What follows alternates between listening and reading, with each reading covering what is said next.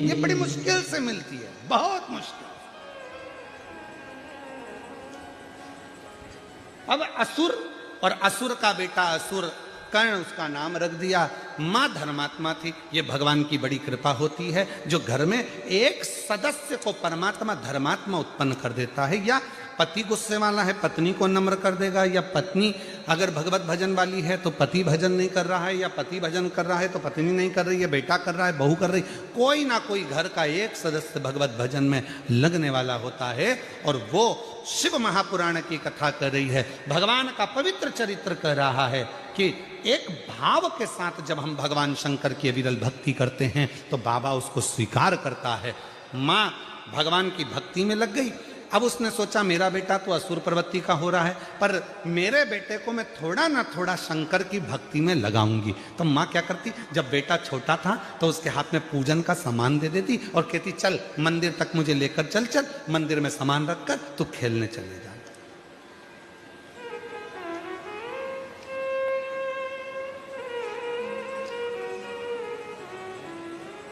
तुम खेलने चले जाना। और देखो घर के जो बुजुर्ग करते हैं, बच्चे उसको पूरा कैच करते हैं।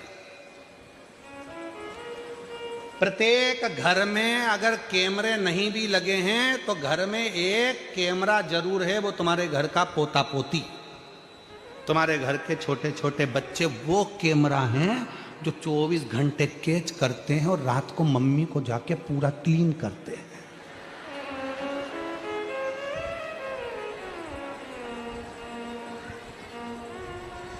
सा बच्चा अपनी दादी की गोद में जाकर बैठ गया और दादी की गोद में जाकर बैठकर बोला दादी, ओ दादी। दादी बोली क्या है रे, प्लीज एक बार तू टें बोल टें। दादी बोली ये टें क्या होता है? नहीं तू प्लीज एक बार टें तो बोल, बस यूं बोल दे टें। दादी बोली मैं नहीं बोलूंगी, पहले बता मुझसे टें क्यों बोलवा रहा है। दादी प्लीज तू टें बोल। दादी ने 5 रुपए दिया कि ले बताना मुझे टें क्यों बोल। नहीं दादी तू पहले टें बोल। दादी ने कहा पहले मुझे बता कि तू मुझसे टें क्यों बुलवा रहा है। 5 रुपए दूंगी तेरे को, तू मुझे बता कि मुझसे टें क्यों बोल। दादी पहले 5 रुपए दे फिर बताऊंगा। दादी ने 5 रुपए दिए, ले बिस्कुट खा लेना, ठीक है। अब बता मुझसे टें क्यों बोल रहा। दादी रात को मम्मी पापा पलंग पे बैठ के बात कर रहे थे, जब बुढ़िया टें बोल जाएगी तो सारी जायदाद अपनी हो जाएगी। जब ये बुढ़िया टे बोलेगी तो पूरी जायदाद अपनी हो जाएगी।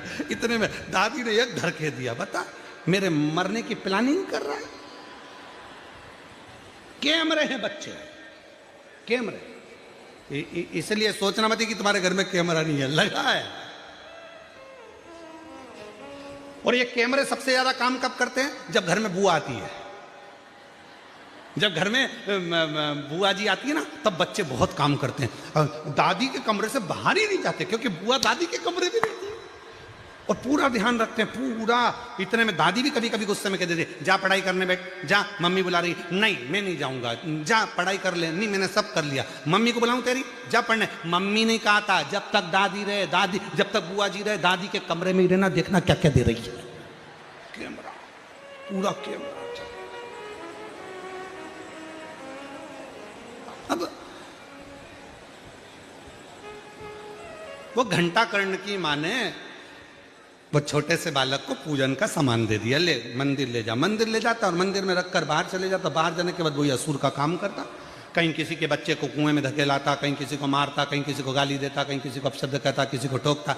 यही काम गलत गलत करता। सारी शिकायत माँ के कानों में आती। माँ बड़ी दुखी हो गई। माँ ने सोचा मेरे बच्चे को मैं भगवत भजन में लगाऊं कि ऐसे काम में लगाऊं। तो माँ ने विचार करा मेरे बच्चे को मैं गलत कर्म में ना लगाऊंगी। और माँ अपने बेटे को अब विचार करने लगी कि इसको शिव के पास में ये जो मंदिर में जो घंटा बंधा है, इस घंटे से अपने बेटे को बांध दूंगी और पूजन में बैठ जाऊंगी। घंटे से बेटे को बांध दिया, बेटा बंधा रहता। माँ को लगा कि मेरे बेटे को मैंने एक बार घंटे से बांधा और मेरा बेटा बाहर नहीं गया, मतलब मेरा बेटा मेरा कहना मानेगा। तो अब तो मैं इसको शंकर की भक्ति में लगा सकती हूँ, शिव की आराधना में लगा सकती हूँ। और माँ ने अपने बेटे को शंकर भगवान की आराधना में लगा दिया। इतनी शिव की भक्ति में बेटे को लगाया कि बेटे से कह दिया शिव के सिवा कहीं अपने चित्त को मत लेकर जाना। और सुनो, शंकर के सिवाय कुछ अपने कानों में दूसरा जाए ही ना। इतना याद रखना, बेटा शिव की भक्ति में इतना डूब गया कि कहीं मन लगता ही नहीं। एक दिन वो बेटा शिव की आराधना कर रहा था और उसके मन में आ गया, ये संसार सागर में मेरा जन्म मिथ्या है, अब तो मुझे मुक्त होना है, मुक्त हो। उसने अपनी मां से पूछा, मां मुक्ति के लिए क्या करना पड़ेगा? मुक्ति के लिए करना क्या पड़ेगा? कोई आपसे कहे कि तुम्हें मुक्त होना है तो मुक्ति के लिए क्या करना पड़ेगा? तो हमारे यहाँ पूर्व में एक बहुत अच्छा भजन किसी ने गाया है, मुक्ति के लिए क्या करना पड़ेगा? सत्य।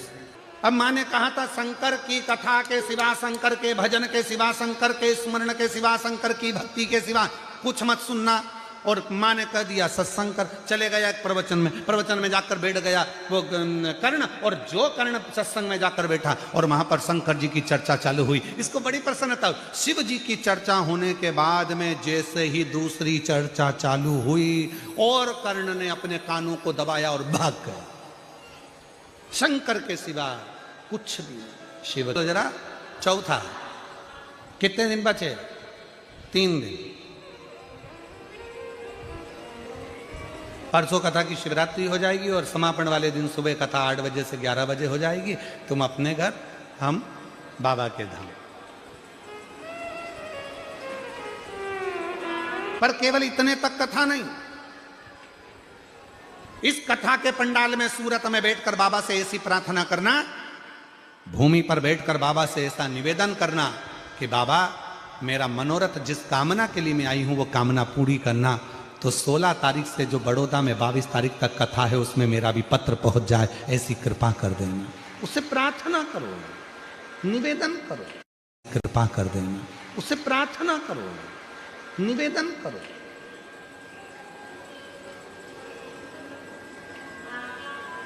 चर्चा, शंकर की कथा, शिव पुराण 3 दिन की मिल जाए, 5 दिन की मिल जाए, 7 दिन की मिल जाए, जितने दिन की मिले उतने दिन यदि आप पंडाल में बाबा से प्रार्थना करते हो तो बाबा आपकी मनोकामना पूर्ण जरूर करता है। ऐसा नहीं है कि कथा 3 दिन की हो गई तो भगवान ने कम दिया, 5 दिन की हो गई तो कम दिया, 7 दिन की हो गई तो ज्यादा दिया, ऐसा नहीं। आप जिस भाव से पहुंचे हो।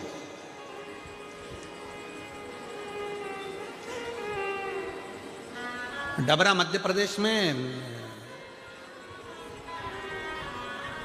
3 दिन की कथा है, 11, 12 और 13 फरवरी, और 14 फरवरी से 20 फरवरी तक रुद्राक्षोत्सव। 3 दिन।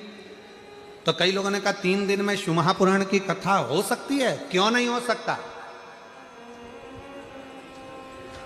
शिव महापुराण की कथा तो वो कथा है, आप भगवान शंकर को अगर मंदिर में बैठकर मात्र 2 मिनट भी अगर भगवान को याद कर रहे हो तो समझ लेना वो शिव पुराण की कथा ही है। उसको स्मरण किया है हमने, याद किया है हमने।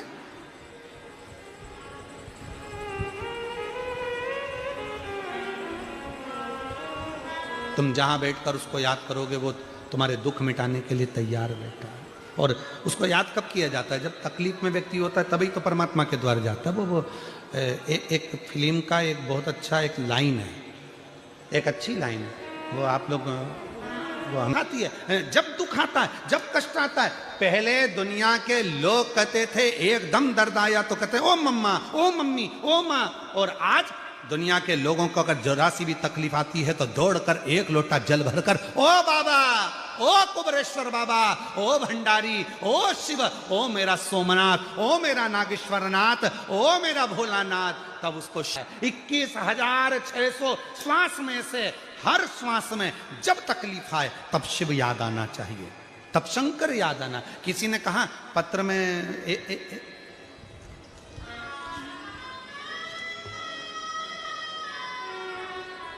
छोटू भाई एक पत्र में एक बात लिखी बड़ी सुंदर। गुरुजी पत्र पढ़िएगा जरा, आप भी पढ़ो। गुरुदेव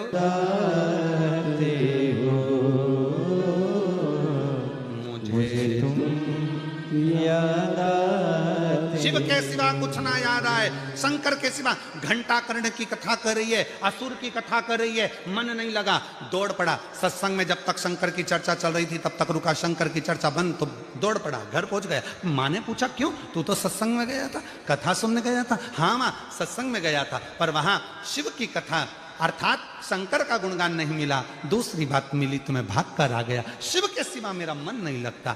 तो फिर तुझे मुक्ति कैसे मिलेगी, मोक्ष कैसे मिलेगा? अब फिर वापिस घंटा कर्ण बैठ गया तप करने के लिए, साधना करने के लिए, शिव की भक्ति के लिए। तब भगवान देवाधिदेव महादेव खुद एक ग्वाले का रूप रखकर आ गए और घंटा कर्ण के सामने जाकर खड़े हो गए। शंकर जी ने कहा, घंटा कर्ण क्या बात है? कहा, बाबा आप कौन हो? तो कहा, मैं यहां से निकल कर जा रहा था, आपकी भक्ति को देखकर रुक गया हूं। क्या चाहते हो? मुक्ति चाहते हो? केवल मुक्ति? हाँ, मुक्ति चाहता हूं। ठीक है, मिल जाएगी। एक काम करो, सत्संग करो। सत्संग करने गया था पर शंकर जी की कथा कम मिलती है, तुम हम मन नहीं लगा, शिव के बिना मन नहीं लगता, शंकर की कथा में ही मन लगता, बाकी का कहीं। तो फिर एक काम करो, तुम चले जाओ ऊपर, मैं तुम्हें एक वर देता हूं, इसी शरीर से तुम बैकुंठ में भगवान नारायण के पास जाकर सत्संग कर सकते हो।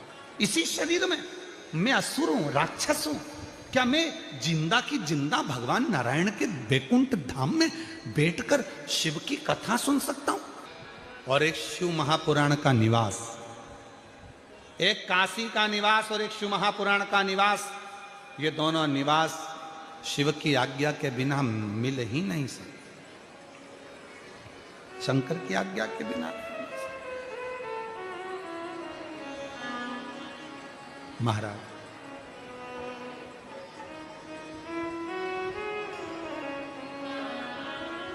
शिव के बिना प्राप्त नहीं हो सकता। जाओ, मैं इस शरीर से चला जाऊं?